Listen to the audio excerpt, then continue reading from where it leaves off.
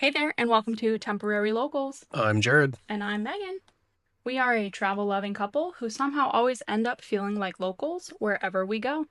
From small towns to some of the world's most iconic wonders, we share stories, hidden gems, and occasional history or true crime that shape the places that we've actually been.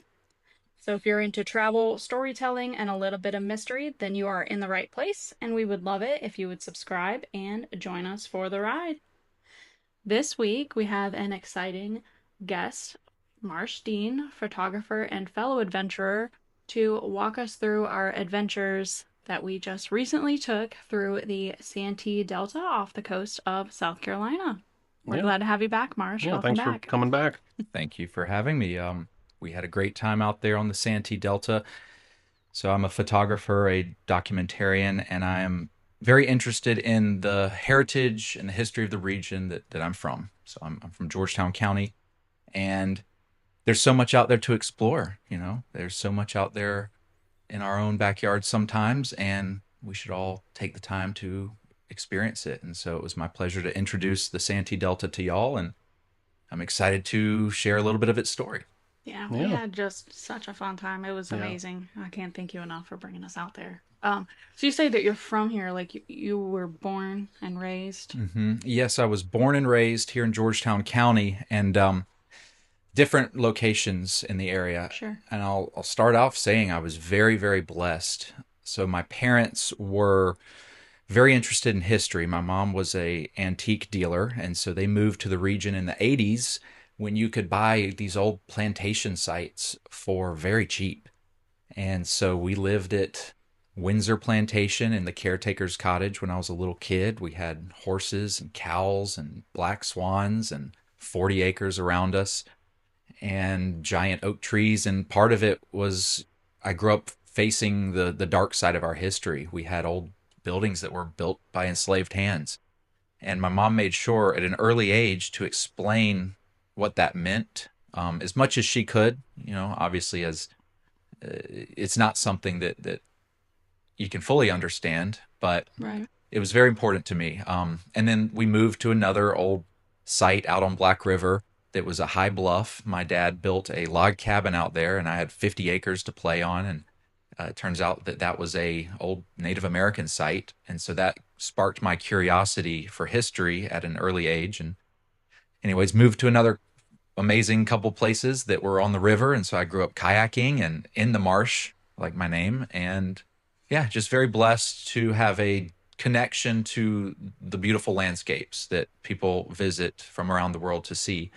And so I stuck around, born and raised here, and I'm going to plan to stay here as long as I can because it's a great place to be. Yeah, Mhm. absolutely. Your appreciation for the history and the culture is very apparent just Mhm. talking to you. We mentioned it in our last recording, which we plug. We do have another episode with Marsh. He talks us through his trip to Japan, but today we're staying in South Carolina. Mhm.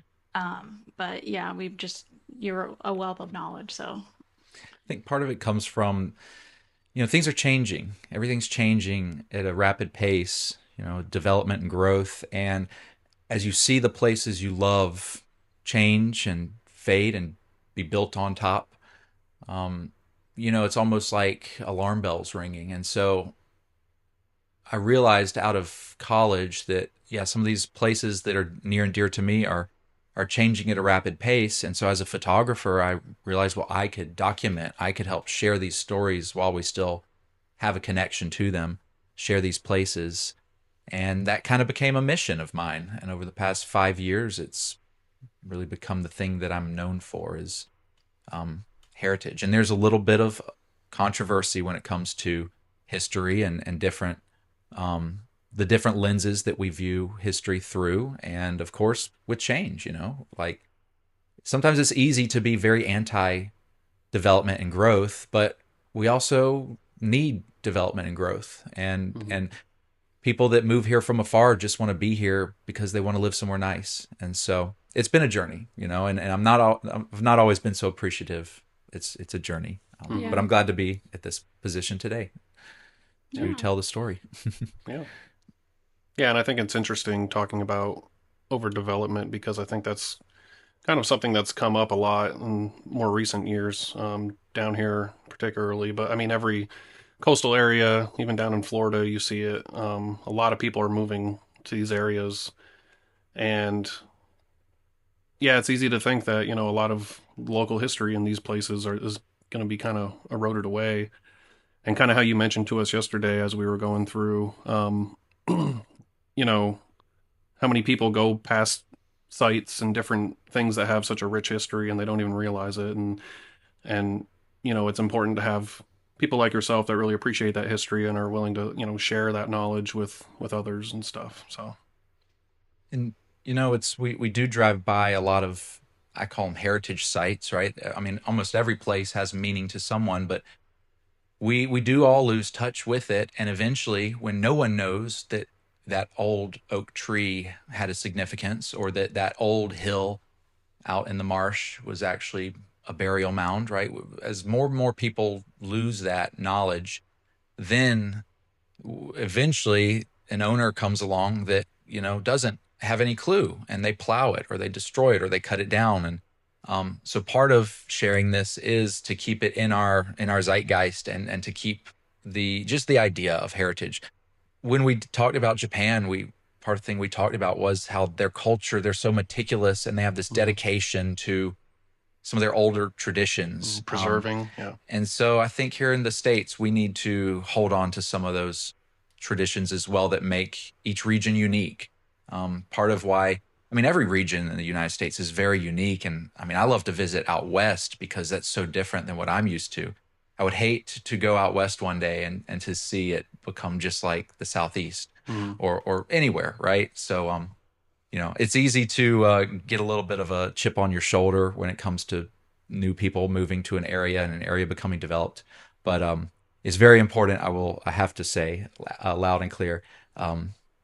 We love everyone, and everyone's welcome. Everyone's welcome in South Carolina. Everyone's welcome to move here and live here, and um, just take care of it and respect it and learn something about it. And Southern hospitality should never die. mm, Yeah. And I've said that once it's paved in concrete, it could die. But upon thinking about that, we don't want to get to that point. Yeah. yeah. Well, and like the knowledge stream, I don't know, goes both ways. So people moving here may not necessarily take the time to look into the history and understand the significance. That's why on the other side, the people that live here and know about it, like yourself, taking the time to make that step to share it so that it's out there and maybe it reaches some of those people. There's a like give and take there. Hmm. Mm, Some of the things we'll talk about today are, there's a little controversy around whether to share them. There are some people that believe this ancient site should not be shared, because when you share something, there's the risk of other people discovering it and destroying it or mm, ruining it. There's also maybe a spirituality aspect of respect, right? We don't want to share this site out of respect, and it's a fine line. And so sometimes I do have a little concern of, I don't want to share too much. I don't want to lead to the destruction of a place. I don't want my video walking on Bull Island to attract a bunch of people that are going to leave behind litter. mm. So that's one thing lately I've realized, that, with this responsibility of showcasing special places, also really need to push the idea of keeping them special, keeping them pristine, and respecting them. Yeah, I've seen that online too. People Mm, talking about they like quote unquote gatekeeping these Mm-hmm. locations. Like share them on social media, show the beauty, but don't tell people where it is. Mm-hmm. Otherwise, it's or tell the name of it, right? yeah, Yeah, yeah. yeah. Well, I don't remember all the names of the places that we went yesterday. I remember them visually in my mind because they were beautiful. But and I know there's one space in particular that you just kind of touched on that we don't want to share the location of. Mm-hmm. So why do you want to walk us through? Yeah, I'll walk us through kind of the landscape that we visited. So today we're talking about the Santee Delta, which is just south of Georgetown, South Carolina. It is the North and South Santee and all of the wetlands in between and surrounding. And it's a very special place. Part of it is that the whole delta was terraformed in the late 1700s, early 1800s by the Gullah Geechee people, the enslaved people that were brought over from Africa for their unique knowledge of rice and rice cultivation, specifically in wetlands. They were experts when it comes to engineering the land to be suitable for rice, and then, of course, the cultivation of the rice and many other things. And so it's a very unique region because while we were out there, it's vast and it's, we're looking around, it's grasslands, wetlands for miles. All of that was leveled. It was that originally would have been, it would have been leveled and terraformed for the rice crop by, they say that it was more labor went into the rice cultivation and the terraforming of the South than went into the Great Pyramids of Egypt. So it was truly a monumental task that is worthy of being remembered because, everyone knows of the South's dark mark of our history, enslavement. But usually people think of a cotton plantation. They think of the cruelties. But there's much more nuance to it, and something we'll dive into today. But essentially, the Santee Delta has these small barrier islands where Gullah Geechee people lived out there kind of independently. They were still enslaved, but because the white owners didn't want to be out there in the bugs and the heat, it's a very brutal landscape. We went and had a great day on the boat, but to live out there is a whole nother story. And so there were almost small villages and tribes of these Gullah living out there semi-autonomously, self-sufficient, and they left behind some remnants that we saw. So that's kind of a eagle's eye view. The Santee Delta also, there's a dam way upstream, and before that dam was built, it was a huge river. It was one that the Spanish, when they came into the region in 1521, they noted this massive river, and this became the site of a colony, which we'll dive into that briefly. But anyway, so it's a beautiful undeveloped region south of Georgetown. It's a gem of the area. Anyone that visits Georgetown or Charleston, they probably have seen tours or seen advertisements of the Ace Basin or the region. Basically 60 miles of coastline between Charleston and Georgetown are just completely undeveloped, beautiful barrier islands, miles and miles of wetlands. Just a great place to go and visit, and true wilderness. I mean, we were probably 10 miles to the nearest, settlement town, right? We were way out there. It took us maybe an hour to get all the way out to the farthest barrier island we visited. So, that's it in a nutshell, the Santee Delta. So we put in, I have a little boat, a little 1967 aluminum deep V that we piled in and put in at South Island Landing. I don't have a problem sharing these locations. Across from South Island Landing is an amazing place to visit called Yawkey. Yawkey is like a wildlife refuge. You can go there and take tours. They advertise their tours online and all that. And so this place isn't a secret. It's a place I would highly recommend anyone visit if they're in the region. But we took the boat south out into the Santee Delta and started our little journey. The wind and the waves and the sun and the rice fields all around us. And Yeah. I guess, what was y'all's initial impression before we made it to our first stop? What's your impression of the region? Is there any place like it that you've been to? Or No, I mean, I've been on like intercoastal waterways, like I want to say near Charleston before. But I don't know, getting in, it felt intimate in a way. I don't know. Just like looking around, seeing the grasslands and the wind blowing. I don't know. It's very nice. And a high concentration of birds. Yes. Saw a lot of birds, more than we would on, Lake Murray or Lots of the snowy egrets that you mentioned, which I just called them egrets, but I didn't know they were That was the term for them. Is Greater snowy egrets and lesser snowy egrets. Yeah, we can dive into their little tale. They have a deep connection to the Santee. We had a great day for spotting eagles. I Yeah. was yes, very happy with that. I mean, within the first 10 minutes, we saw 4 or 5 eagles, Yeah. yeah. which that was There was really the cool. two in that one tree. Yep. I have a video, and I was playing it back last night, and so it's the two sitting on there, and then the one flies away, and then you can hear you say, "Ah," right before I got my photo. Yeah, Yeah. it always happens that way as I'm Yep. putting the long lens on and getting it all set up, then the bird disappears. One thing I realize is, so it is this huge wilderness area consisting of marshlands, freshwater rivers, creeks, the ocean, barrier islands, forests, but it's surrounded, to the north we have Georgetown and then Garden City and Myrtle Beach.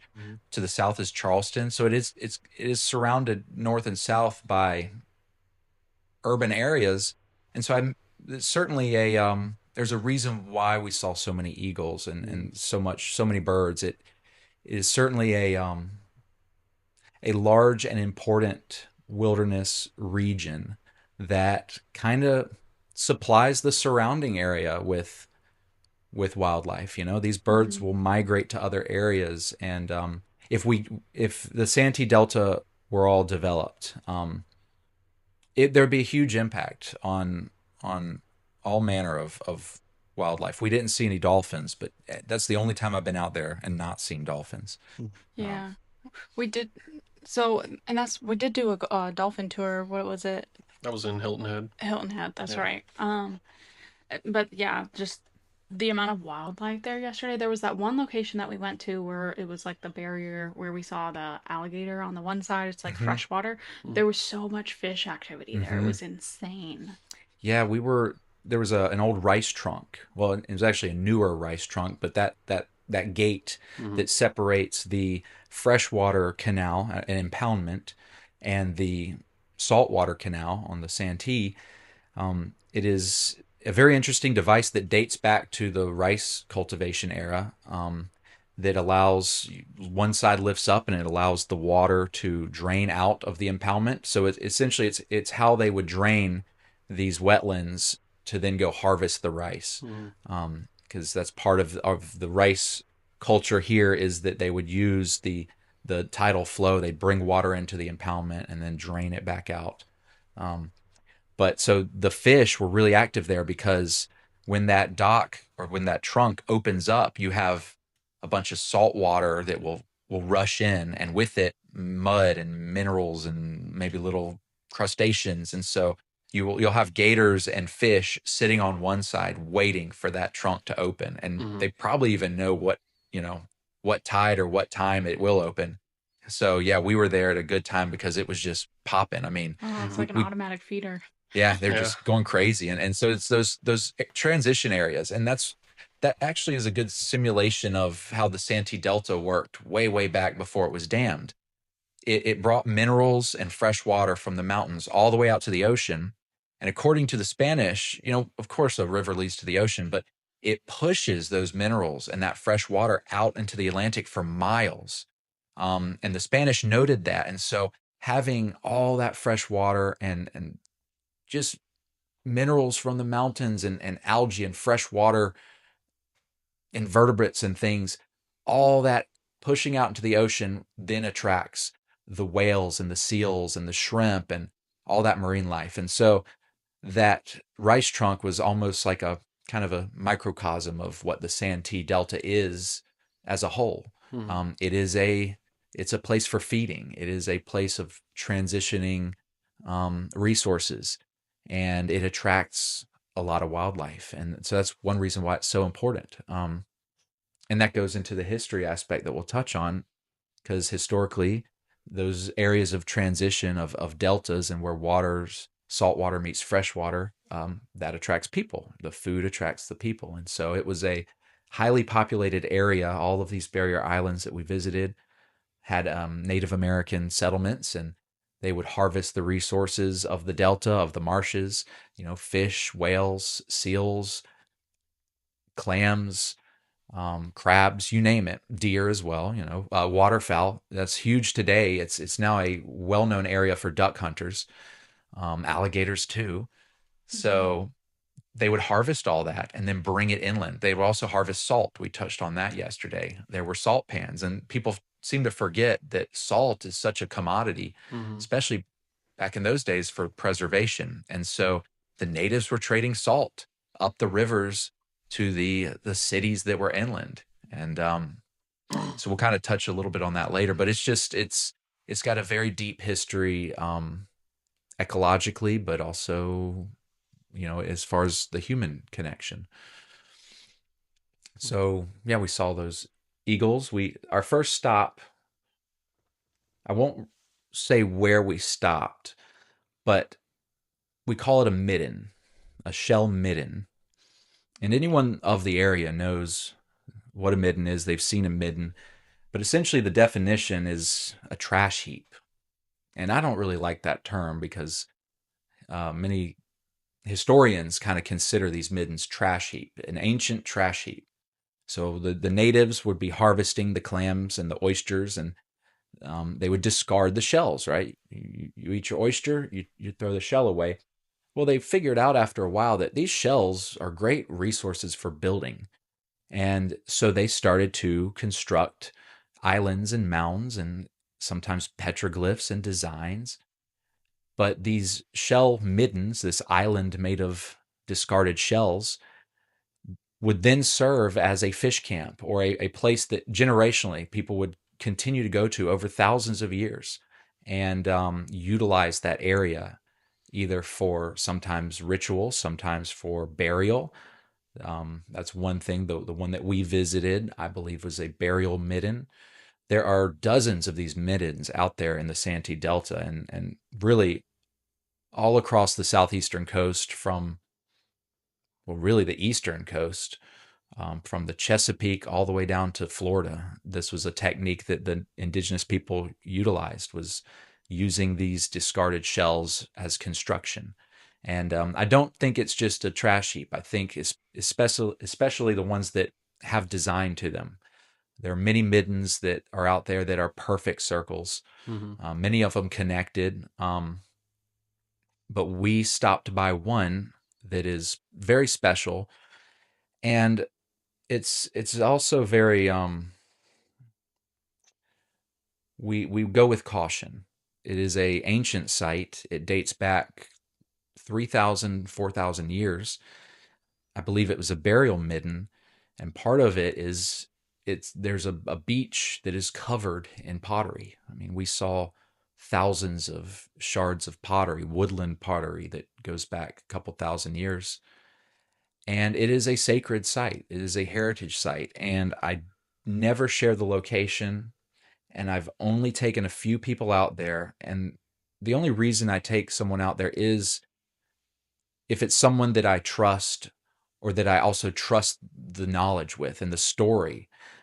People that see value in sharing ancient traditions and ancient lifeways. Part of this midden, the issue with it is that it's eroding, it's disappearing. These incredible artifacts are being swept away every tide and disappearing into the waterway and eventually the ocean. And so I learned of it, and I realized as a photographer, a documentarian, that I just felt this pull. I felt something pulling me to that place to photograph it. And so what I do is I'll go there and I try to photograph as many of the pottery shards as I can so that we have a record of the designs, of the intricacy. We have a record of the work of the people that were there. My hope is that with some of this knowledge and some of these photographs, I can approach the right groups, be tribal groups, but also maybe organizations like DNR, Mhm. approach these groups and say, hey, we have a 3,000-year-old heritage site that maybe in a decade will be gone. What should we do? Should we allow it to erode away and disappear forever? Or could we find a respectful way to preserve it, possibly with oyster shells, the Mm-hmm. same way they did it? Um, Yeah. and I don't know the exact answer, but I feel that my ability and task is to bring the knowledge of this place to the right people that maybe could make that decision whether to Yeah. preserve it or not. Are you publishing these anywhere? Or are you just kind of holding on to these photos to kind of put like a portfolio A record. together? Yeah, I'm to share with I'm those holding on to organizations. most of it. I have a lot of video, I have a lot of photos, I have a catalog of every unique design. Mm-hmm. I have shared some of it on social media. I never share the location, and also I'm very particular about the photo. I make sure that you can't see the background, right? So Mm-hmm. I've shared a few close-up images um, of pottery, and I always will make the caption about we have a heritage site that is fading away. We have history that is eroding. What can we do? What should we do? I try to I don't want to use the word controversy, but I try to put some of this stuff out there in a private and respectful way, but also in a public way that maybe can generate some conversation. Mm-hmm. Yeah. Because and there are many of these sites are well known by, I mean, different groups have researched them, have visited them, studied them, excavated some of them, but then the research groups will always leave, and then the tides take over, Mm-hmm. and it has to do with funding, right? But Mm-hmm. I don't know. If so many people of this state or any state, they don't realize the deep multi-thousand year history that we have. Mm-hmm. We tend to look at indigenous people as hunter-gatherers, and that's so far from the truth. And that's one of the big lessons of the Santee Delta that I want to share, is that it's civilization. There was Mm-hmm. civilization here in the Carolinas, and remnants of that civilization are preserved in the Delta. And so I hope to raise some awareness for Mm-hmm. that, and Yeah. that the right people can then move it forward. And Yeah. And so the ancient people that inhabited the Santee Delta, what is there a record of any other aspects of their civilization? I mean, what was their name, or what did they call themselves? so there's a few answers to that. I want to preface it with, as with everywhere on earth, people move, people change, people war, people are defeated, people lose names. Mm-hmm. In 1701, so we call it the Santee Delta because in 1701, John Lawson came through the area, and we get most of our southeastern Native American history from John Lawson's account. He traveled through the Carolinas and he met dozens of different tribal groups, and he met the Santee. They had a small town, but the people he met in 1701, and there's a tragic story that I want to tell about them, but he met a small tribe of about 1,000 individuals. Now, the Spanish first arrived in 1521, and so we have about 180 years gap between the Spanish arrival and then the English really colonizing the area, and a lot happened during that gap. I personally believe that the Santee were a remnant of something much greater, a remnant of this civilization, because by the time John Lawson meets them, they unfortunately have been traded a lot of alcohol. Alcohol really, he talks in his diary about the drunkenness that he saw. Mm. That's one thing. The Europeans came here and they figured out pretty quickly that, hey, if we can give these indigenous people a bunch of alcohol, they will be a lot easier for us to manipulate and enslave and defeat. And the Santee, being a coastal group, they were also some of the first that met the Europeans and were destroyed and enslaved and killed.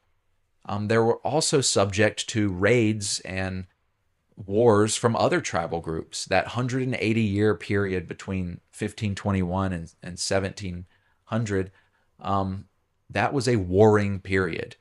And there were different groups fighting and enslaving. And so the Santee are they're a tribe that still exists today.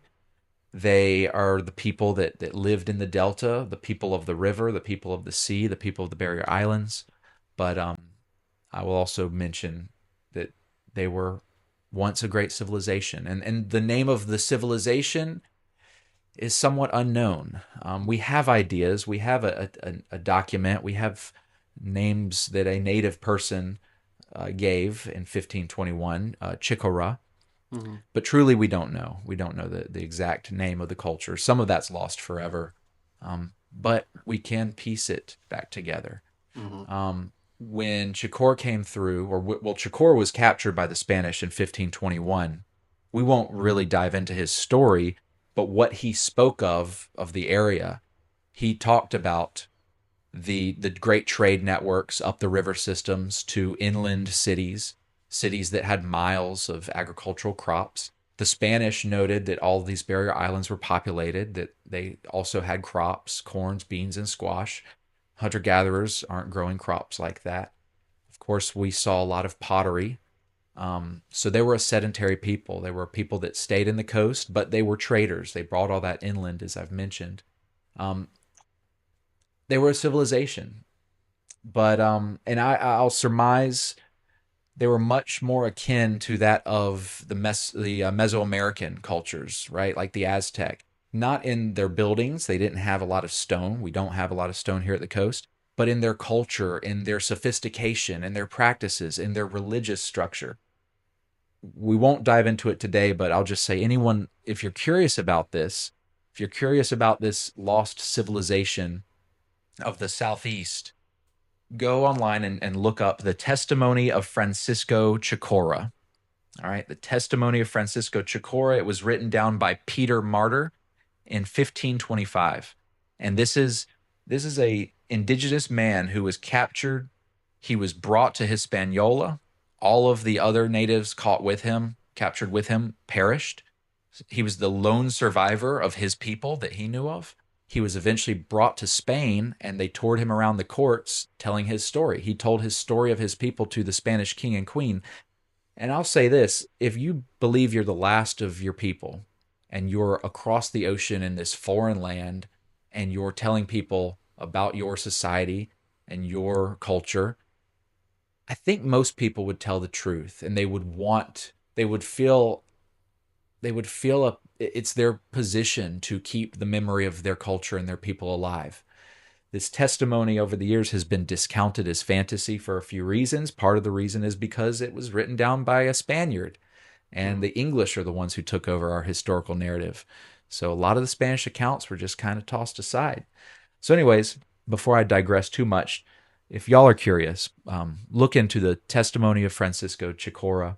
It is an incredible document that sheds light on indigenous culture pre 1520 by an indigenous man captured here in Georgetown County.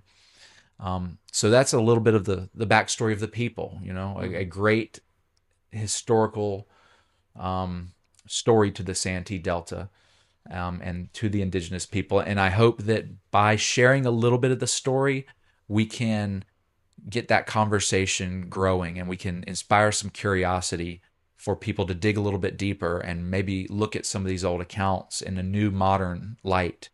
And I hope that one day we can have a greater respect and appreciation for the great people that were here across North America. Not just broken tribes of hunter-gatherers.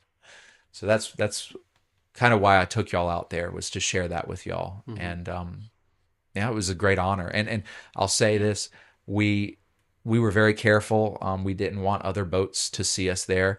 We burned sage when we left. I try to do things very respectfully. We don't take anything. That is a number one rule I also must say to everyone. If you ever are out anywhere and you find an ancient site, and be it a Native American site or maybe a Gullah Geechee site or whatever, you leave it there. Take photos if it's something that you think needs to be shared or preserved, document it.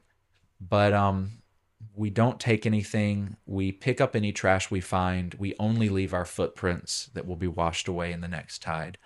And so I believe we were as respectful as we could have been with such a thing. Yeah, absolutely. And yeah, I can't thank you enough for bringing us out there and trusting us with that.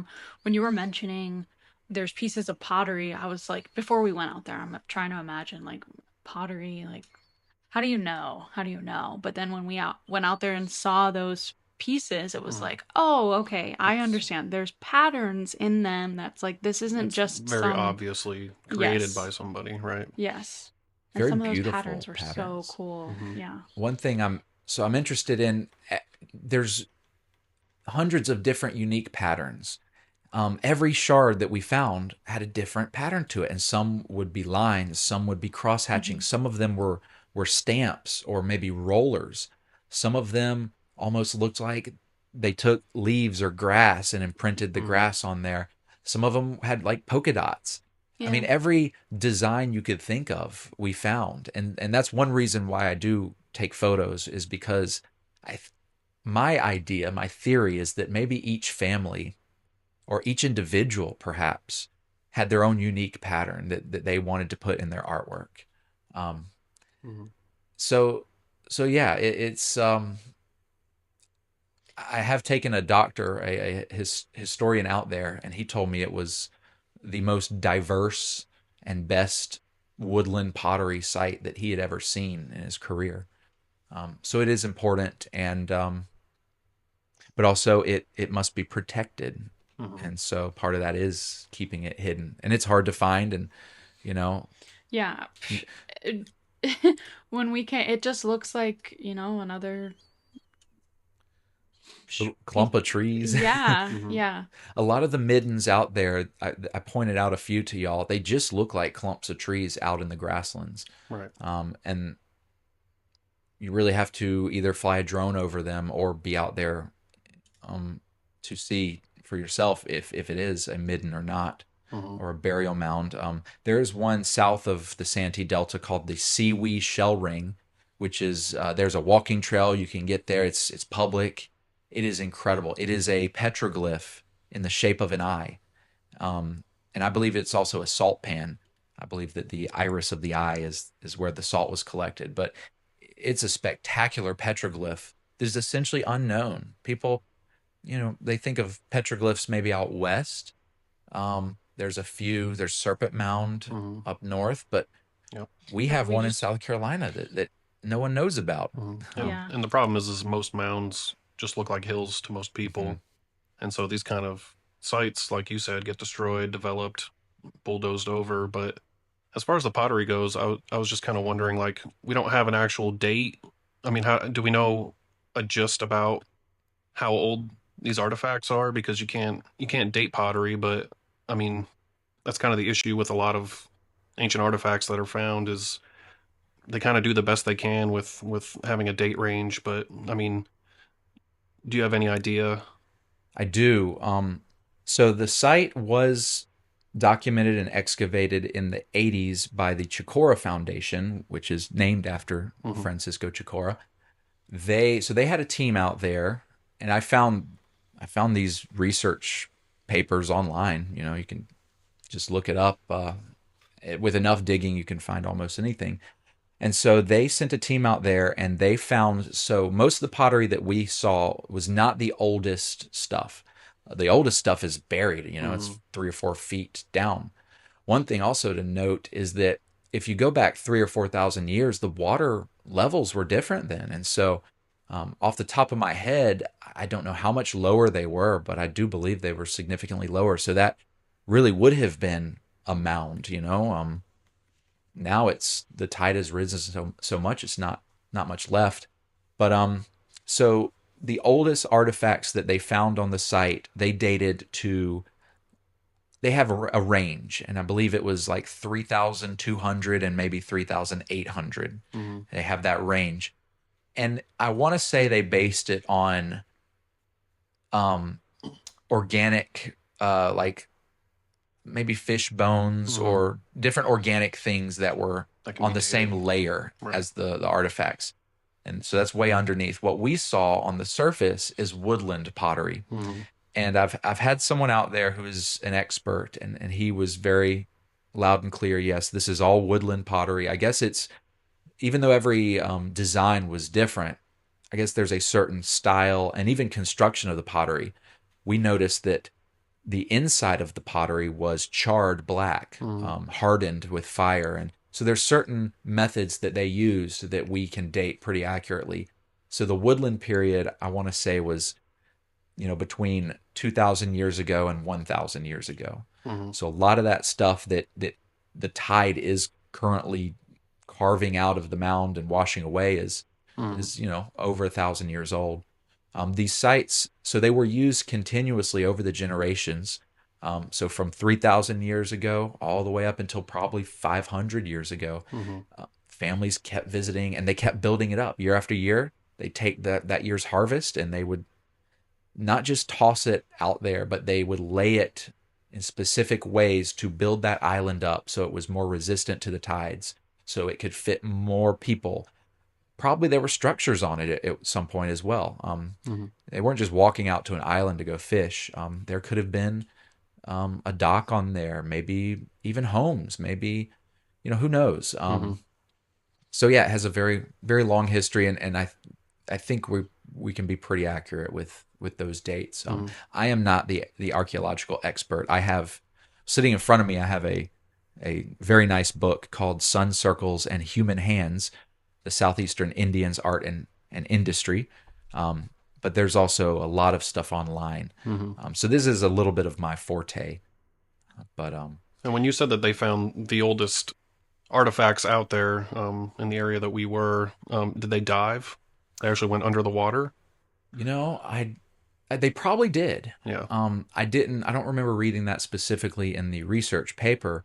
It's been a few years, but Because you would think that's where they would find the oldest stuff. yeah, and it's well known. A lot of people dive in this region. Mostly, they're looking for fossils. We Shark's have teeth. moral beds or Yeah. marl beds. So these bands of fossilized remnants from mammoth teeth to shark's teeth, and everything in between.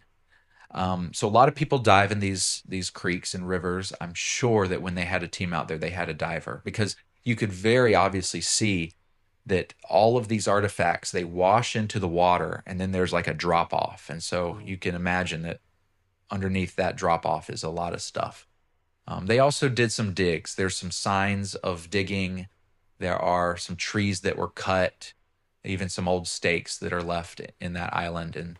And where they dig, this is the sad thing, they dig and then they just leave it, and they leave it open. And so then the tide comes in and carves it out even more. Yeah. So they studied it, but there was no attempt to then preserve it again. There was no attempt to make sure that what they just excavated wasn't going to be washed away. Right.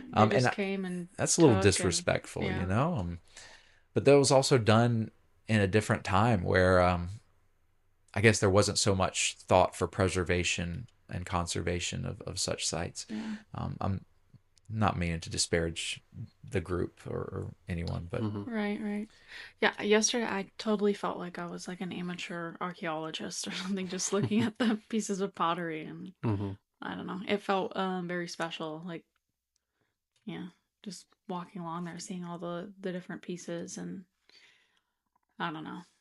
It felt like going back in time Mm-hmm. in a way. it's like we know that everywhere we walk, someone's been there before, but there is something very I want to say spiritual, but also eerie. Also, it just makes Yes. you think. But when you're at a place and you can physically see Mm-hmm. a remnant that someone was there a long time ago, be it 500 years ago, be it 100 years ago, Mm-hmm. be it 1,000 years ago. Yeah, sharing a place where you can see human impact, and it connects you with the people that were there, and we don't Yeah. know what exactly they looked like. We don't know their names, but we briefly had a connection to them. Yeah, you And we're nailed it. viewing their artwork, Mm-hmm. and that they put labor into it. And I like to think that they would be so tickled to know that a couple thousand years later, that people are finding the shards of their artwork and we're talking about it and wondering, and we're, so excited and curious. I feel Yeah. like those craftspeople would be honored of our visitation and our interest and our care. So at least that's how I try to justify it a little bit. Mm-hmm. But yeah, it's Yeah. certainly spiritual. It's Yeah. it's amazing. Yeah, I think that ancient historians and archaeologists kind of mull over, the ancient history of the states, kind of like you touched on, and like to attribute a lot of the civilizations that were here in prehistory to, like you said, hunter gatherers, um, small tribes that were not very, that were very nomadic and not very advanced. But I think we're seeing more evidence that our history here in the States even goes back much further, um, with the Clovis people.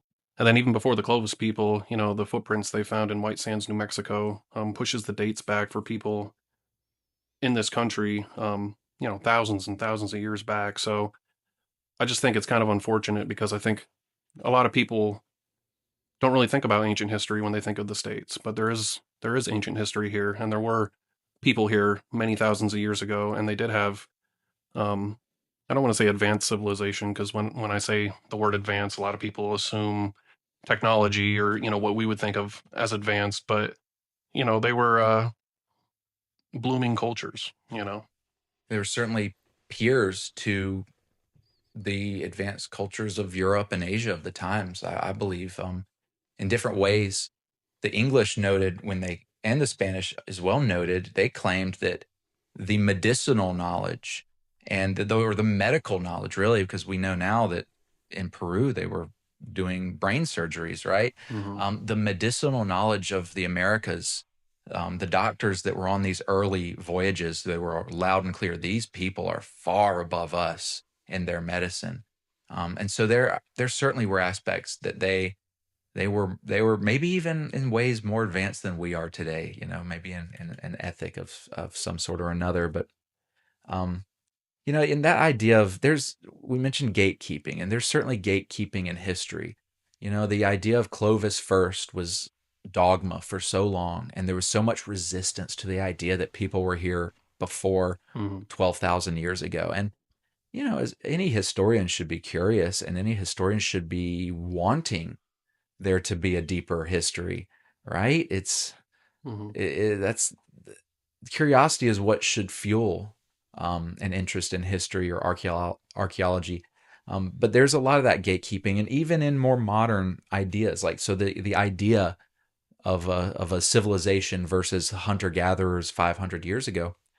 There are people that are very resistant to that. There are people that will just demand no. They were hunter gatherer tribes, Mm-hmm. and they had no connection to Mesoamerica. They had no trade with the Pueblo. They had no influence from the Aztec. And it's like, we don't know that. Mm-hmm. These people, they traveled very far, not only on canoe, but on foot. This was something that was well documented and noted by the early explorers, the European explorers. One thing that the Inca, they're famous for, they had like a 2,000-mile long Highway. highway, Mm-hmm. and they're runners. They had people Mm-hmm. that would run it. And so I think without a doubt that there was influence Mm-hmm. from South America to Mesoamerica to North America, and that influence was shown in a civilization.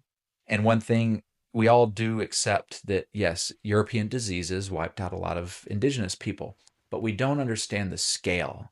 Um, it's said that 9 out of 10 people died from these diseases, but we need to realize those first diseases raced ahead of colonization. So when the first Spanish set foot in the Carolinas in 1521, they left behind diseases then.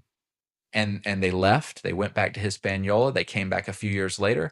But even from that first contact, those diseases, they didn't just stay in the area where the Spanish made landfall. No, they were transferred from person to person. The traders that then went up the river to the cities to say, hey, these strange bearded white people just showed up in a giant boat. Those people that went to spread the message also likely spread the diseases that the Spanish gave them. And so I think that even by the time De Soto came through in 1540, De Soto came through and he noted a city, we believe it's modern day Camden, but it was called Kofi de Keche. Mm-hmm. Kofi de Keche was the great seat, the great capital, and I believe it was the capital of this civilization that we're talking of. But Kofi Keche was a city with miles of agricultural fields and platform mounds and a large population. However, De Soto noticed as he came through the Carolinas abandoned towns, abandoned villages, signs of something happened. And so there's evidence that already what we think of as De Soto, the first European explorer in the region, well, he already was 2 decades behind these diseases that wiped out a lot of these people. And so you basically apply that. I mean, every 2 decades, another wave of diseases likely came through the region. And this also applies really across the United States, up north, out west. Every decade was a new wave of diseases that whittled down that population until 100 years later, when the colonization efforts really started, European cities start to become established. You have these little tribes that are 1,000 individuals, maybe 2,000, especially along the eastern coast. Yeah, that's because they had 100 years of plague. And then with that, you break down a civilization, it breaks apart into different factions. Maybe those factions start to war with one another. Maybe they start to realize, hey, these weird bearded Spanish people will pay us a lot of money for our captured enemies of war. Let's sell them as slaves to the Spanish. And so all of a sudden, you not only have diseases, but you have war, you have enslavement, you have an economy, you have that's based on that. You have certain tribes deciding, oh, we want to ally with these newcomers. They are so powerful. They have these great boats. They have technology. They have horses. Let's ally with them. But by allying with them, they kind of set up their own demise. And yeah, that applies out west. We see in the 1700s, 1800s, larger populations out west. That's because it's farther away from where a lot of the diseases and the pillaging and all that was taking place. And so another thing about the southeastern coast is this was ground zero, if you will, for a lot of the destruction and enslavement. And so it does make sense that the civilization that was here, would there be less remnants of it, even by the 1700s, because there was just a lot more effort, a lot more colonization. And of course, they didn't use a lot of stone. And so you have a society of timber and of sod and of clay, and it doesn't last, it doesn't last 100 or 200 years. That platform mound just becomes a hill, and then a farmer eventually plows it over. Right. So yeah, that's kind of the gist of that ancient history. And I don't want to go too deep into it because, it's a conversation that requires a lot of the research and the really reading from the old accounts itself. Yeah. And you're planning to kind of dive deeper on your own. Yes, right? I've been working on a documentary on this subject for a few years now, but I really want to make sure I do it the right way. Because we're talking about people's ancestors, and so I don't want to put anything out there that is upsetting or disrespectful to, let's say, the Santee tribe or another group. Because if you go and say, well, hey, this native group actually fought with this one and contributed to the demise, it's you're getting into very personal histories, and Sure. I want to tread lightly, but I do want to share this story. I think it's important, and ultimately the whole goal is to bring a greater respect and awareness, and to say these were a great people and advanced people. I mean, I like to think of them kind of like city-states akin to the Greek city-states. We think of classical Greece as this amazing philosophical society, and the people here were just as amazing and philosophical and nuanced, and they had arts and music and dancing and culture and beautiful religion, and I mean, they had everything that we see across the world. And they weren't so simple of a people as we like to make out the fantasy of the idyllic Native American at peace with Mother Nature, surviving off the land, traveling around with bow and arrow. No, they were much more people, much more than that. They were merchants, there were craftsmen, there were priests, there were rulers, there were harvesters, hunters, warriors, and so much more. Yeah. Well, I believe you will do it justice. Yeah. Well, I hope so, and I have proper people as well Sure. that I'm including in this, and so it's not just going to be my voice. So, anyways, that was our first stop. Was kind of a little native history lesson of what took place here. The touching on the Spanish visiting the region in 1521. There have been some Spanish artifacts found, bullion, coins, but also a conquistador helmet. Growing up in this area, there's like a local legend about the Spanish armor that was found in the river. And I've talked to multiple people who have confirmed, yes, there was conquistador armor that was found in the river, in the Santee. But now we don't know where it is. So it's most likely in a private collection somewhere. And I hope that one day it resurfaces and can help shed light on this history. But Yeah. I guess we'll move on from that time period because really the next part of our focus was, well, we went to the Boneyard Beach, but we did focus on the Gullah Geechee story. Yeah. And that's more well known and appreciated. The Gullah are still around today, and I want to say they are a integral part of our Southern culture. I mean, Southern food, okra, gumbo, the way we cook our shrimp, so many things, different ways we prepare vegetables, different aspects of our music, our dance. There's Gullah influence in every aspect of Southern life, and I love it. And one thing there seems to be a whether you're white or black, you have a tie to what they left behind, right? The Southern culture that is shared by all of us. We all have a little of that Gullah culture. Even if someone that visits the area, you have a little bit of that Gullah culture that you now know of and are a part of and can celebrate. And so, of course, it starts out with a very dark spot, which is the enslavement and the Middle Passage. The Middle Passage is, people don't quite understand how horrible it was. When I was a kid, we had the replica of the Amistad came into Georgetown, and we went on to it and we toured it. And I'm sure most people have seen the images in a history book where they have a boat and the boat maybe has 2 or 3 layers, and you've got people crammed in there, laying down, shackled to where you don't have room to sit up, you don't have room to stand up, no place to go to the bathroom but all over yourself. The air in there was full of plague, and I don't know the percentage, but probably most of the people died on the Middle Passage. A horrible aspect of it is that these people would be captured, put on a boat, and a lot of times that boat would sit off of the coast of the city in Africa for months. People would be sitting on that boat for months, shackled to the floor, living in the most inhumane, horrible conditions, claustrophobic, terrible conditions, devoid of light, eating horrible food. And the boat wasn't even moving. It's just sitting there. And so they would have to endure that for months until the boat was finally filled up.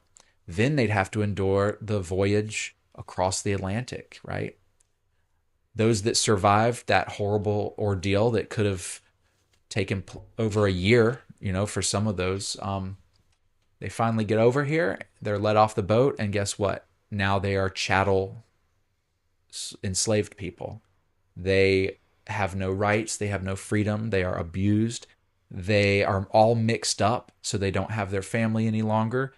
They can't even speak really to the other people they are captured with, right? Different groups and different nations were mixed up, and so that they couldn't all speak a unified language. And so the Gullah people were very ingenious, so they came up with their own language. They took aspects of their different national languages and then aspects of English and maybe aspects of French or Spanish, and they mixed it all together and came up with Gullah. And that became the way that that language united the people. Um, and this episode certainly isn't about slavery. But when people come to the South, that is what faces us. And growing up here, I mean, this has faced me my whole life. And part of it is if you can try your best to understand how horrible it was and how cruel it was, then maybe that can contribute to, if you can cry thinking about what happened to those people, Yeah. then that might make you a little bit more compassionate in your own life. The Santee Delta, one incredible thing about it was, I mentioned earlier, the amount of labor that went into terraforming the landscape, chopping down all the giant cypress trees, making sure it was all level, constructing these canals, irrigation canals, and then cultivating, planting, harvesting the rice. Tasks done over generations. Yet, in the Santee Delta specifically and other barrier islands, some of these Gullah, I mentioned earlier, they lived out there independently. They lived on these little barrier islands. Not all of the islands were suited to growing rice, and so they would be in charge of a herd of cattle or some pigs, and they'd live out on this island subject to terrible mosquitoes and bugs and the sun and hurricanes, which we'll dive into that.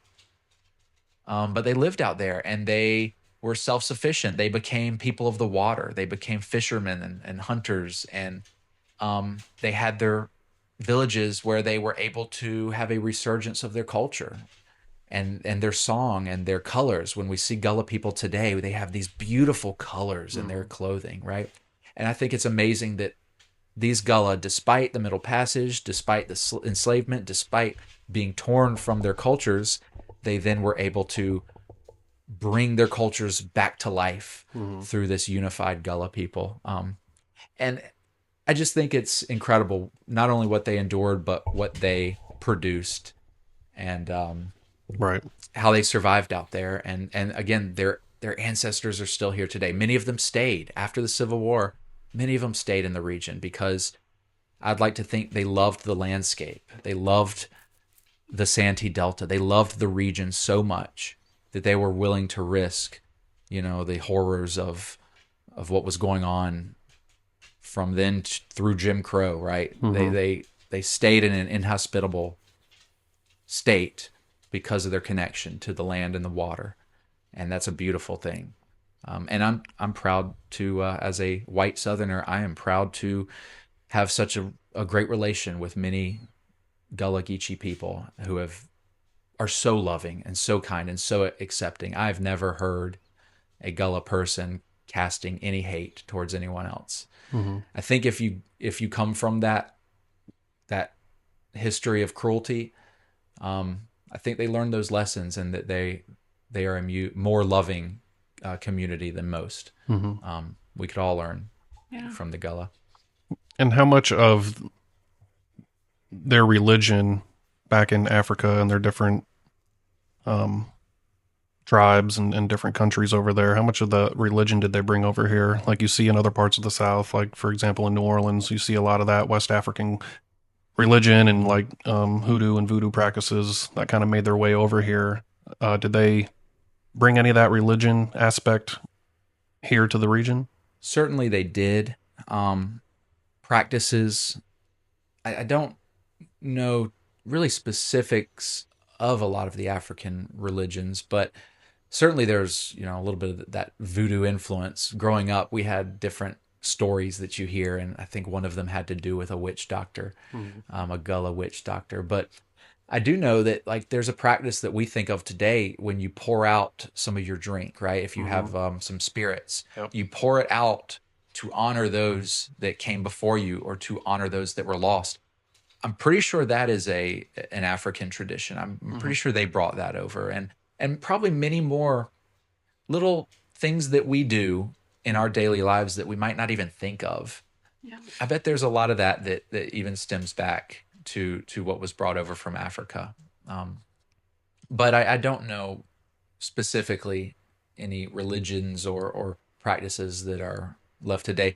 I do know that many of the Gullah people I know are very proud and devout Christians. Right.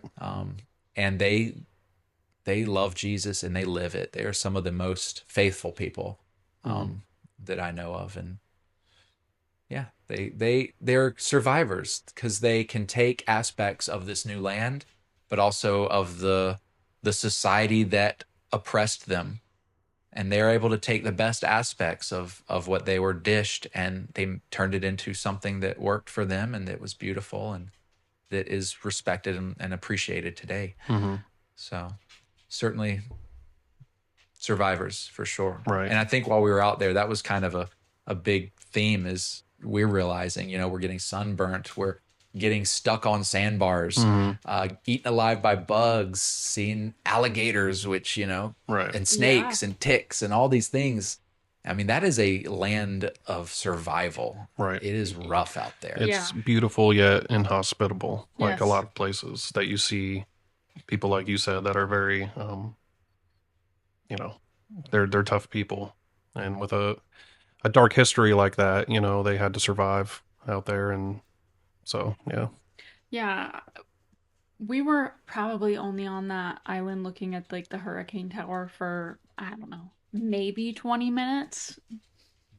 And I was like, oh my gosh, there are so many mosquitoes. Like this whole time that we've been recording, I'm like slowly like rubbing and scratching all my mosquito bites on my arm because I was the sucker out there in t-shirt.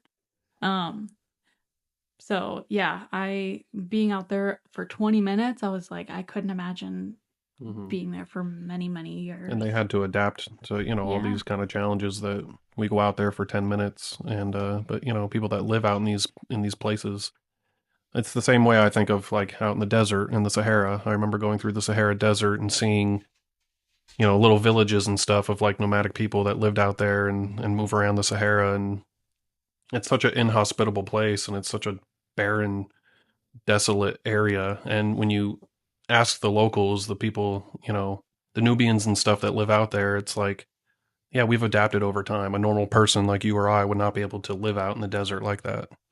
So, I'm sure that's something that they brought over from Africa. They the ability to live in a harsh area, and they also had a great medical knowledge, and that's one thing that some of the old accounts talk about, how they had fires burning around the village, but the fires, they weren't just burning wood, they were burning a certain plant that would repel the mosquitoes and the mhm, bugs. They had certain salves, certain plant salves that they could rub on their skin that worked probably better than some of our chemical based mhm, repellents that we have. And so they brought over a lot of incredible knowledge. I don't think any other people could have survived out there under those circumstances. mhm, There's a reason why these barrier islands, the Europeans did not want to be out on those islands. John right, Lawson, when he visited in 1701 with the Santee, he gripes in his diary about how terrible it was. The bugs were torture. They didn't sleep at all. The days were hot. The salt in the air. That's another thing. People lived out there with no fresh water. They could only harvest from the rain. Now the river is fresh, but out on those barrier islands, it's brackish. mhm, There's so Hmm. much salt intrusion. So to get their water, they would have had to rely on the rain, or maybe paddle up the river until you get to fresh enough water that you can drink. Um, so yeah, there's so many aspects of their survival and resilience that you can't really understand until you just get out there in person and experience it yourself and know how brutal it was. mhm, Um, you mentioned the hurricane tower, so that was a destination that we went to. Is these very unique towers. I mean, almost like you would imagine it in the English countryside, a round brick tower that, so essentially they lived out on these barrier islands in small villages, and in 1822, I believe, a hurricane came, a very bad hurricane hit the Santee Delta and killed hundreds of people. And that's another thing. Think about, you're living on these little tiny barrier islands. Yeah, you have some tree cover, but a Category 5 hurricane brings a storm surge that literally covers the entire island, Mhm. right? And so being swept out to sea, um, that was a big part of the danger. They endured horrible storms. And so after the big storm of 1822, the plantation owners, so the plantation is miles away upriver. Um, the owners, they unfortunately saw these people as, just property, and well, we don't want to lose our property. So fine, we'll go build some towers that you can stay in during the hurricane. And these towers, as we saw, they're very small. There's no comfort. There's nothing. It's not a place for you to live and be comfortable. It is merely a place Like a to storm shelter. huddle together. Yeah.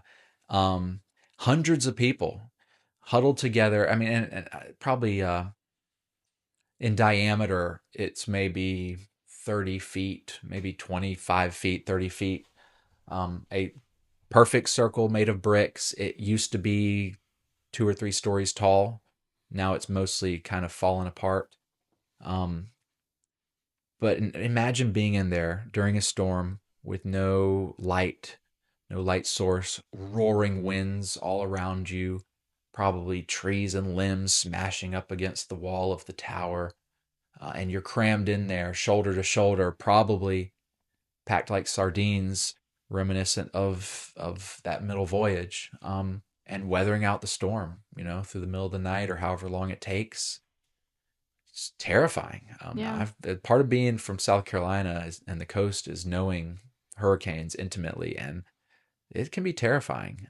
It can be terrifying in a modern house, and so those storm towers again, they were built to provide a place of shelter, and they worked because that one is still around today. It's 150 years later, it's still there. It's dilapidated, overgrown. Part of the reason, just like the midden, I wanted to show you all this because I want the conversation to be out there of preserving this place.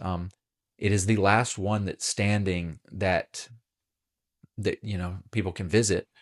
And it tells the story of what they went through enduring those storms. And yet it is overgrown. It is falling apart. In another couple decades, it could be lost, or it could be just a pile of bricks. Yes, it's lasted this long, but how much longer will it last? And so I want to show it to y'all and share this story with people so we can again get the conversation rolling on these things have value. These teach us a lesson. What can we do to preserve them so that more people can learn the lesson and understand and just get a taste of that experience, right? We'll never truly understand what it was like to be a Gullah Geechee person. But if we can visit that tower while we're getting eaten alive by bugs and briefly imagine what it was like to weather a storm, that makes us become a little more appreciative of what they went through. And did the tower have a roof on it? Yes, it would have had a roof. It would have had a roof. And to get into the tower, I did some research on it. They had a ladder, so there's not even a door into it. And we didn't, we saw holes in it, but those holes aren't windows. Those holes were actually where there was like a post that went in there, and that post then held up basically the interior stairs. So there weren't windows. There wasn't a door. They got into it from a ladder. Maybe there was a door up on the second level, but that's now gone. So the plantation owners certainly did not give any extra resources or expense to make it hospitable in any way, shape, or form.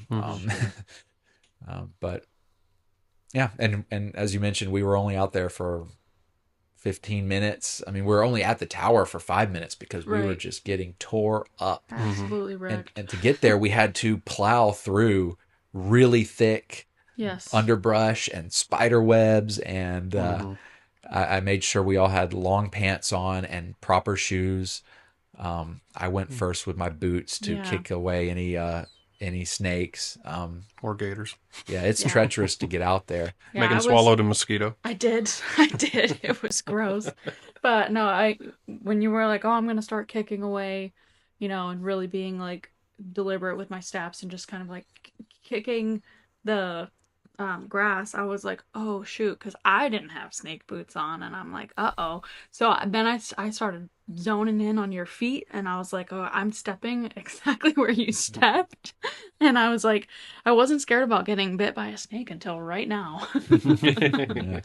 Well, so yeah, part of when I'm out there, and this is a good thing to do anywhere in the southeast where there are snakes in the grass, is number one, have some good boots. So I had some decent boots on, but you want to scare it away, right? Mhm. You so shuffle your feet or kick the grass, or when you take a step, I was kind of like sweeping my feet back and forth, just Yeah. making a lot of noise and shuffle so that any snake that could be in the pathway hears us coming, gets out of the way. Yeah. Um, people think that some snakes are aggressive. They're not. They're really defensive. Exactly. And snakes, they actually don't have ears. They don't hear. They feel the vibration. So the more like heavy you can step to get that vibration out there will let them know, okay, there's something here. So that's what would shoo them away. We've told this story on a previous podcast, but Megan's actually been bit by a snake. Yeah, it was a little rat snake in my driveway. And the anklet that I bought her saved her life. Yeah, we do say that. Yeah, y'all. I think y'all saw it, but one of my dogs was bit by a I copperhead a did. few weeks ago, and she did just fine. She's a was dog, and they're very Artax? yep, Artax, very resilient. But that had me ever since that happened. That had me thinking about it. Yeah, and I think it's like I think it's season right now for them to be like birthing. Active, Yep, yeah. the little Yeah. ones are out and about. Yeah. And where was she bit?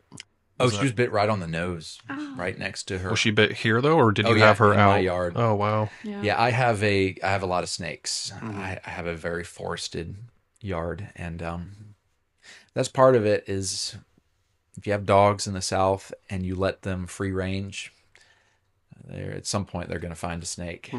Yeah. But all is well. Yeah. I did see that you relocated the snake because I think you kind of put a question out there and I was like, relocate it. Yeah, and that was one thing, because so growing up, we definitely I like to say I'm half a redneck. Growing up, we were taught to kill the venomous snake, kill the copperhead, kill the rattlesnake, chop its head off. But now that I'm an adult and I've changed my views a little bit, and I don't want those venomous snakes here on the property to where they can bite me or a dog or maybe a future kid or my neighbor's children. And that was a big concern. My neighbors have little kids. So I don't want them here. But I've also learned that these snakes are on the decline as well. They are subject to our development and our construction and our pesticides, and we're eradicating their food sources, rodents and insects, also hogs. Everywhere I go, I usually see signs of hogs. Hogs are a plague, and people always think, oh, they do so much damage to farmland. Hogs also decimate wildlife populations. Hogs kill any snake they can find. And I've read that, so like a large hog will go out of its way to find and kill a venomous snake or any snake, because that venomous snake could potentially kill the young piglet. And once a hog is a certain size, I think they have very thick skin. So a snake isn't really deadly to a large pig, and so the pigs they'll go and eat it. They'll kill it and then eat it. It's a good food source. Yeah, they got a little bit of a bite, but they shrug it off. And so there's a huge decline in snake populations. And the thing is in residential areas, in neighborhoods, well, the pigs don't come here. So this is one of the safe places for the snakes. And so we're seeing plenty of snakes where people live, but out in the wilderness, I'm seeing no snakes. And it's really, really concerning. People tend to think snakes are bad, and even in our religion, snake is a representation of evil. Right. But we don't need to kill a snake if we can relocate it. And so I got it in a bucket in the middle of the night, And luckily, we have a very large stretch of wilderness south of us on the highway, and so I just found a place to, perhaps let it go. I raised a question online: is it even legal to relocate a venomous snake? Yeah, copperheads are fine. It's illegal to do anything with like the timber rattlesnakes. I don't even know if you guys get those here. I don't know if they're in, but We yeah. have a diamondback rattlesnake, I believe. Yeah, I don't. But I'm not sure about the diamondbacks. They might be in the same bucket with maybe. like the timber, but I know absolutely the timber or the canebrake, Mm. as it's either, two names for it. Yeah. But yeah, you cannot even touch them. Like That's it's a illegal. conundrum, It's like, what do you do if you find one in your yard? You don't want it in your yard, so most people will kill it. Yeah. Well, Right. and the thing is, two things. Most people get bit while trying to kill a Mm. venomous snake. And two, like, if you're not, and I mean, the people, I guess, that are killing the snakes they don't really care about if it's humane or not. But cutting its head off does not kill it. Yeah. And there is still risk of getting bitten, even if there's just a head. They still have, like, the reflex. And we looked this up because we were kind of interested in like going python hunting in Florida. I've wanted to do that too. And so I looked it up on the website. They have a specific way that you're supposed to kill them, and you're supposed to take because like their brain is like two Glands. yeah, that are in the head, and you're supposed to basically take a sharp object, they said like a screwdriver or something, and kind of jam it in there and like move it around. Scramble the brains, yeah. Yeah. Mm-hmm. And I was Yeah, like, that's the humane way to kill them, apparently. Right. Well, I have seen, you kill a snake and the head will stay alive for hours. So I guess It's that's many better hours. than, Yeah, I than- think it's than like, doing that. don't quote me, but I think it's like between 24 and 48 hours that you can still get a reflex. Mm-hmm. Well, I guess the lesson to all the people is please don't kill the snake. Yeah. Even if it's a quote unquote bad snake. Call an expert. Come remove it. They're afraid of us. They're not aggressive. They're not going to come out their way. Yeah. Just whenever you're outside and there's underbrush or grass, you have to be cognizant that you're treading on an ecosystem and habitat of not just snakes, but little frogs and turtles and all sorts of things that we don't want to harm because they all play a role, an important role. Absolutely. Yeah. So some of my favorite wildlife that we saw yesterday was the when we went to the Boneyard beach. Those little ghost crabs. I don't know. I don't think I've ever seen one out in the wild. Because remember, I got so excited. I was like, "There's a little like yellow crab down there," and you're like, "Oh, yeah, that's a ghost crab." And the one that climbed on the tree was just chilling there. Yeah. He was pretty big, like the size of my hand, maybe even a little bit bigger. And I was like, because yesterday was my birthday. I was like, that is my birthday crab. they're very beautiful. Yeah. And it was actually a great opportunity to see one because usually you get a glimpse of them. In the People water, that know beaches usually know a ghost crab. They scurry into the hole real quickly. This one was large. It was sitting on this tree trunk, and the sun was hitting it in a way that it's orange. I mean, beautiful yellow-orange coloration. And it allowed us to get very close. We got right up on it, taking some photos. I got some video.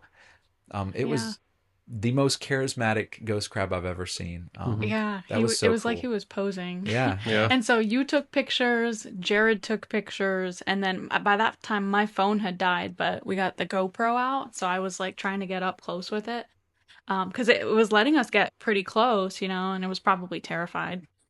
But so I go to get up there, and the tree had, it was probably pretty close to falling. Like, I think we talked about that, but the roots there's a lot of space in the roots where the crabs will hang out. And so there's water and the waves are washing up. So at one point I'm getting close to this crab and it just like detaches from the tree and goes bloop in the water. And I was like, oh, I'm not trying to get my toes. I don't think it would care or even try to come after me. They're not aggressive, but I was like, nope, I am retreating. It's in the water now. I can't see it. Yeah, there's something about the water that you can't see through, Yeah.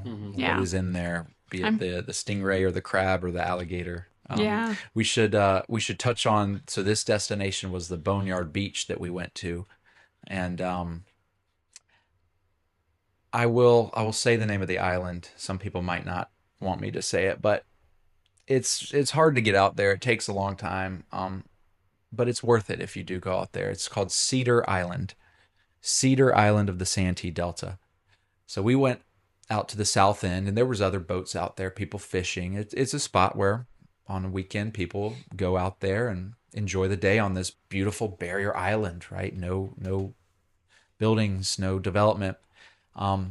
We had to walk maybe a half mile up the beach to get to the boneyard, and a boneyard is essentially an area where it was once forest, and the erosion and the tide comes in at a rapid enough pace where the trees, so they are almost preserved in the salt water, right? So it was once a forest and now it's a beach, but the trees, some of them were still upright. This one tree that the crab was on, which is my favorite, it's a huge live oak that is still standing upright. It's completely dead. It's probably been dead for decades, but that salt water, almost the salt gets up in there and it preserves that wood. And a lot of the trees, I'm sure you all notice, have beautiful swirling patterns, and many of them, the root structure you can see because the tide has taken out the beach, and the beach gets more and more eroded each year, and so you will see the taproot and the root structure sticking out of the ground.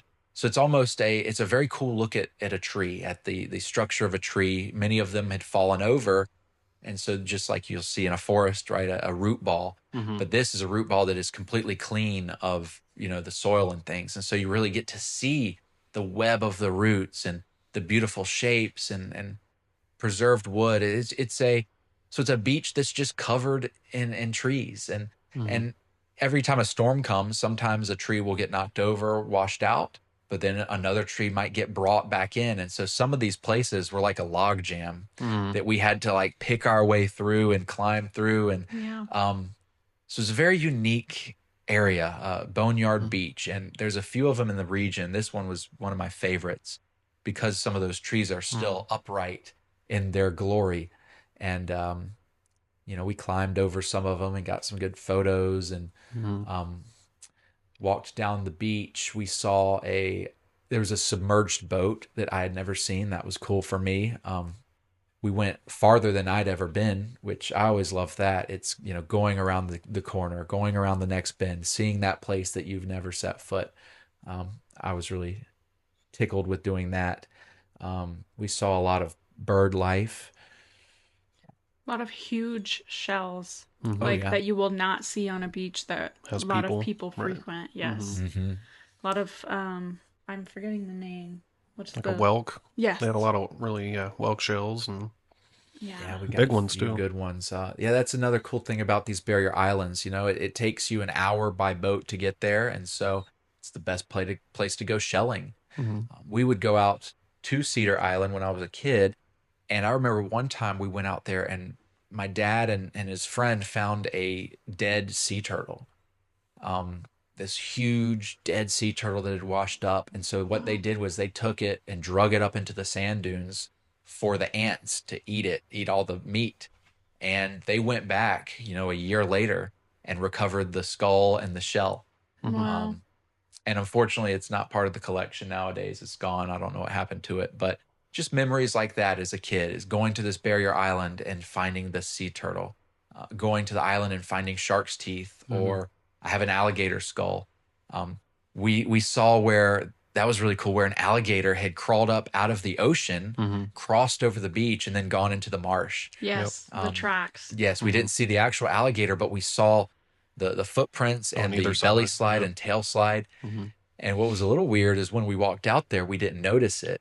And so Yeah.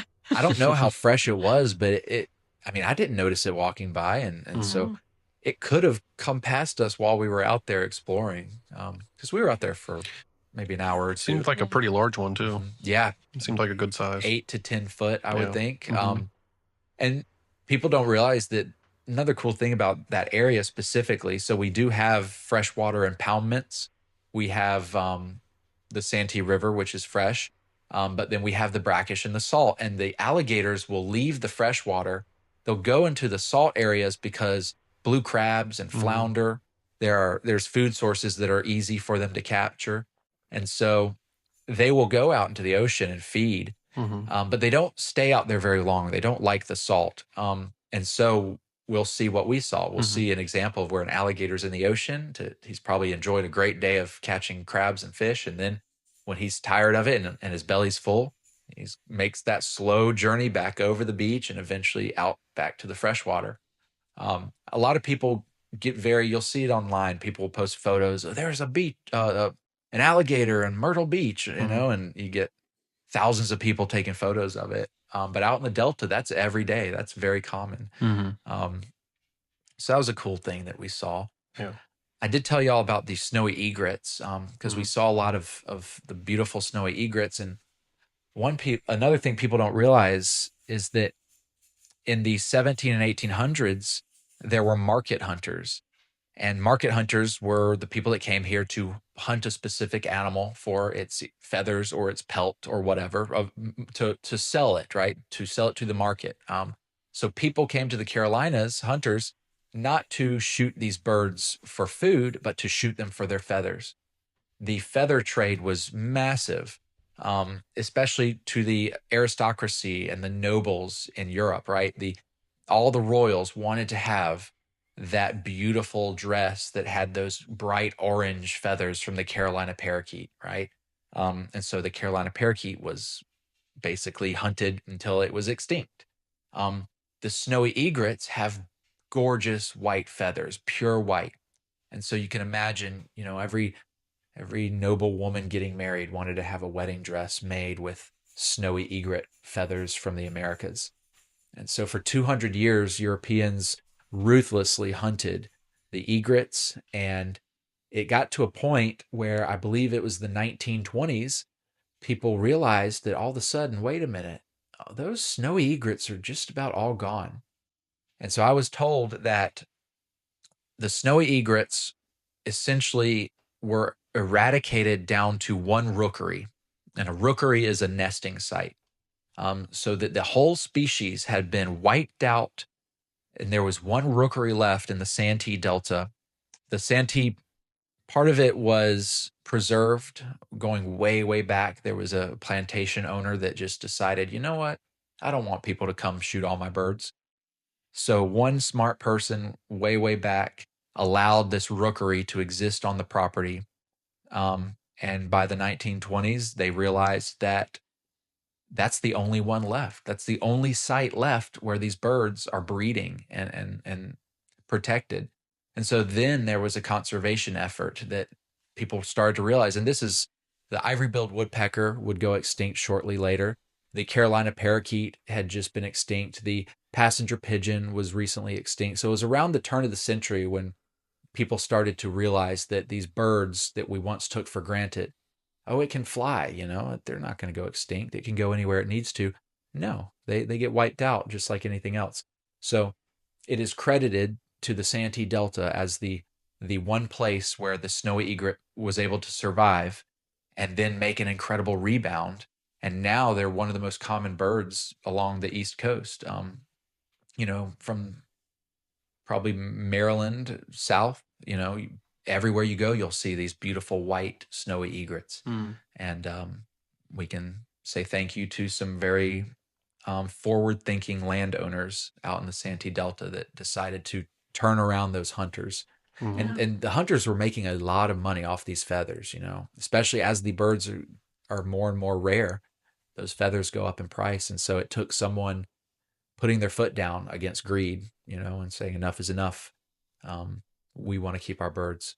Yeah. So that, a cool little tidbit. That is, yeah, I really appreciate that story because, I mean, up where we live and kind of by my parents too, we see egrets all the time, And my dad, he's a photographer too, he loves like bird photography. So, anytime we see herons or like egrets, he's photographing them. So, it's like I don't know, my own personal, like close to home connection with these birds and to find out that they almost went extinct, but this area that we live so close to is the sole area to, like, kind of stop that, turn it around, and bring them back to now.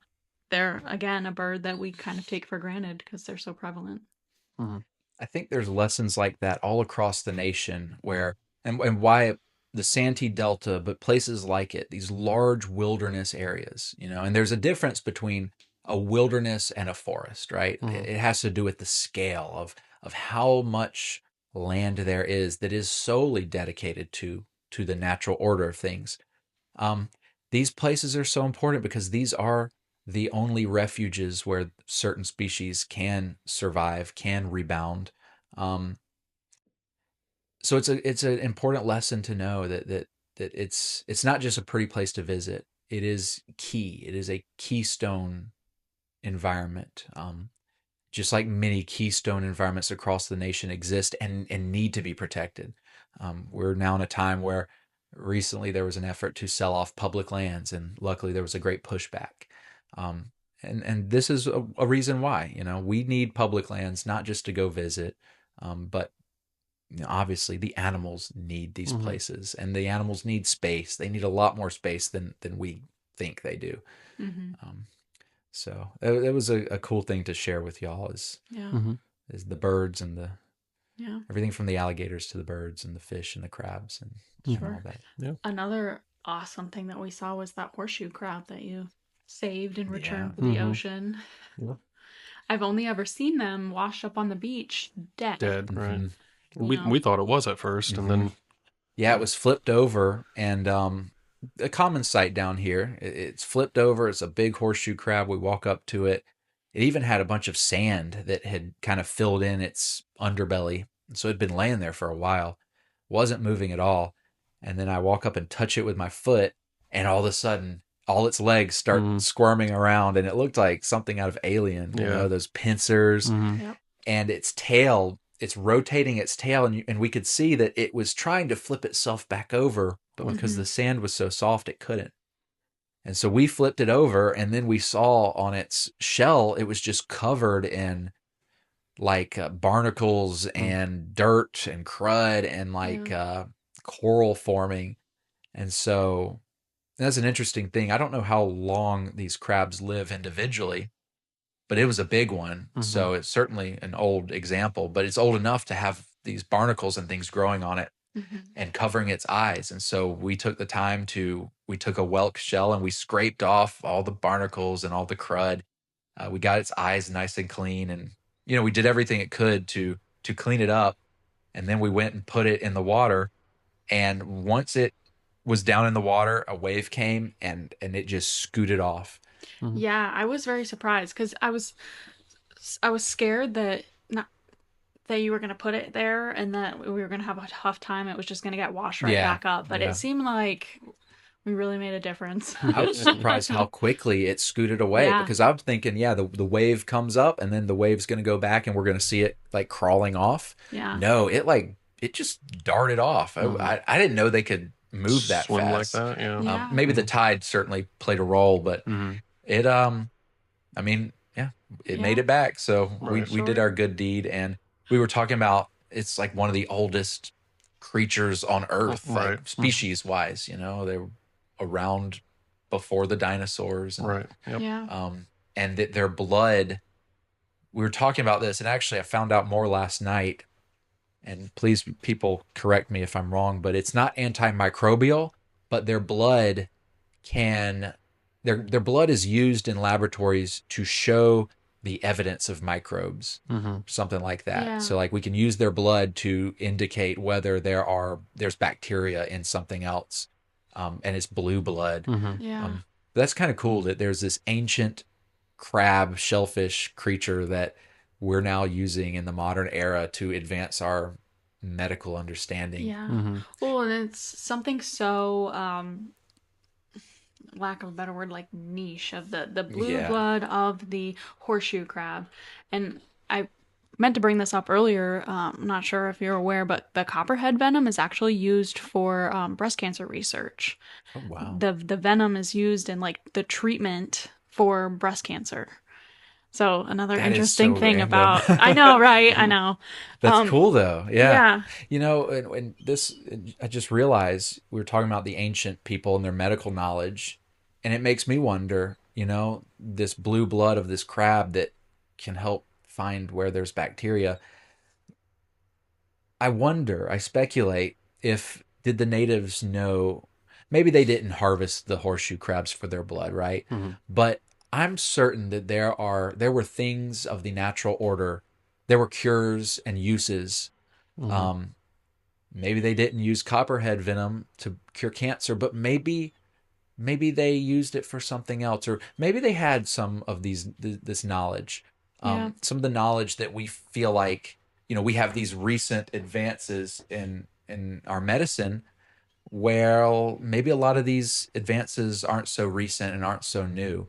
Um, Well, and we do utilize a lot of that. I mean, it's important to note that a lot of ancient medicinal practices that we use today come from ancient cultures mhm. and specifically the Amazon. Anesthesia, which we use in the modern world today, comes from the Amazon. It comes from a poison dart frog that they would use to shoot the monkeys with, and it would paralyze them.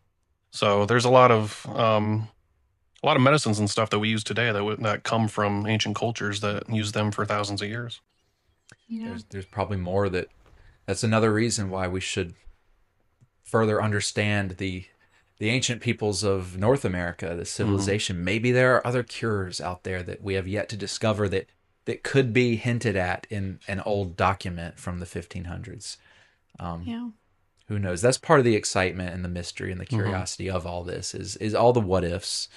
Um, Not only the knowing of what happened, but the what can it do for us? What can it teach us? How can it impact us down the road? Hmm. yeah, absolutely. And also, I took a video of you kind of like scraping off that horseshoe crab, and I don't know horseshoe crabs and their behavior, but I swear his little tail was wagging. I don't know if it was a good thing or what, but he seemed to enjoy it. It certainly getting its eyes were all grown over with Yeah, whatever that stuff was. Hmm. I felt bad. I was like, oh, no wonder it ended up on the beach. I mean, it can't see. So I at least hope that it certainly probably could see again and was grateful that these weird things on the beach yeah, cleaned up its vision. Hmm. um, Sometimes it's that little act of kindness that gives you it's not only about helping the horseshoe crab, but it's also about helping yourself in a way. And the more you do something like that, it's the more likely next time I'm gonna save that turtle or whatever, right? yeah, The more you do it, the better you become as a person. um, just like not killing the snake, whereas a few years ago I probably would have chopped its head off without thinking, Hmm. right. but now I've learned a little bit more and I'm not going to do such a thing. Yeah, So yeah, that's part of the adventure as well, is that personal growth. Hmm. Um, well, it was certainly an incredible day. It was Hmm. the best birthday. oh, Yeah. well, I'm glad that I could help supply that. It was an awesome day out in the Delta. We saw a lot of fishermen. Most people go out there to fish. We didn't even have a rod with us, but Yeah, anyone listening, it's worthy to check out, whether you're out to fish or whether you're out to beachcomb or you're out just to see some birds or some wildlife. Find the places like the Santee Delta, the wilderness areas, the places where you can get 10 miles from the nearest town, where it takes an hour to get out there, because it's Hmm. that journey, that to go somewhere far removed is where you will really start to experience the wonders of nature. yeah, um, so whether it's the Santee Delta or a place where near where y'all live, whoever's listening, um, get out there. Take a day, get out there. Yeah, you might get bit by some bugs. Yeah, you're gonna have to dedicate some time. You're gonna have to bring a lunch. You're gonna have to wear your sunscreen, but do it because it's so worth it. yeah, And Hmm. then share it with the people that you know and love and come to visit. That's what we all need to be doing. Yeah. absolutely. Yeah. All right. Awesome. Yeah. Well, again, I know we shared this on the previous episode, but for anyone who wasn't able to listen to that, we can find Marsh on Facebook. and YouTube, Adventures with Marsh. Mm-hmm. Am I missing anything? Oh, Instagram as well. Yep, I'm on Instagram, Marshy Deane. I put a lot on Facebook, but I'm going to focus a little more on YouTube. It's important to share these stories, and we're here having a candid conversation. There's certainly things that I missed out on or that I didn't touch on or whatnot. So I try to do a more focused effort on as far as videos and Yeah. photography on Facebook and YouTube. So Adventures with Marsh on YouTube. And the documentary, sorry to cut you off, the documentary that you are planning on doing on Chicora and that kind of topic, is that going to be out on YouTube, or do you have other plans for that? I'll put it on YouTube, but what I have been planning though is when I finish it, and it'll be another year, what we do in our free time. But I first plan on sending it to a few organizations. I plan on sending it to some tribal contacts, some tribal groups that I have relations with. Plan on sending it to DNR. Before I release it publicly, it's going to go to some interest groups that might be able to make an impact, or these might be people that say, that's a really great effort, we appreciate it, but X, Y, or Z, we don't want that shared, right? The Santee people might say that they don't want the pottery put out there on YouTube. Sure. So I certainly I want to tell this story and share this story the right way. So I don't have a date or time or even a name for it, but it'll be on my social media, and I share all my adventures there. Absolutely. Yeah. Awesome. Well, thanks so much again for being a guest on our podcast and opening your home to us and taking us out on adventures. We really appreciate it. Thanks for being a guide and a guest. Yes. Well, it was a lot of fun.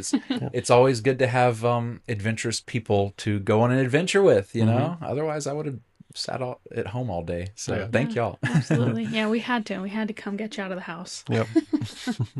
Awesome. Well, that's it for this week. We'll go ahead and wrap it up. Thank you guys so much for listening. You can find us on social media, Temporary Locals. We are on Spotify, YouTube, and Instagram at Temporary Locals Podcast.